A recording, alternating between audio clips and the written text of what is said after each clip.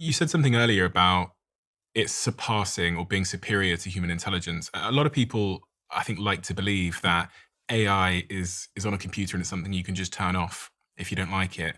Well, let me tell you why I think it's superior. Okay. It's digital.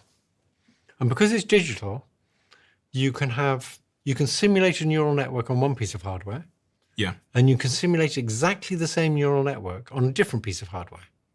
So you can have clones of the same intelligence. Now, you could get this one to go off and look at one bit of the internet, and this other one to look at a different bit of the internet. And while they're looking at these different bits of the internet, they can be syncing with each other, so they keep their weights the same. The connection strengths the same. Weights are connection strengths. So this one might look at something on the internet and say, oh, I'd like to increase this strength of this connection a bit. And it can convey that information to this one, so it can increase the strength of that connection a bit based on this one's experience. And when you say the strength of the connection, you're talking about learning.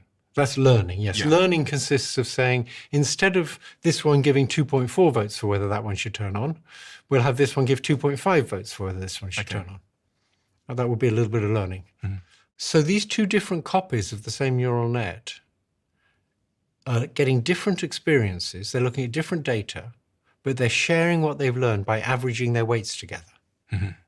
And they can do that averaging at you can average 1 trillion weights. When you and I transfer information, we're limited to the amount of information in a sentence. And the amount of information in a sentence is maybe 100 bits. It's very little information.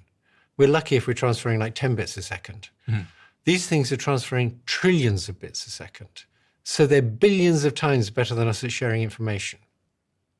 And that's because they're digital, and you can have 2 bits of hardware using the connection strengths in exactly the same way. We're analog and you can't do that. Your brain's different from my brain.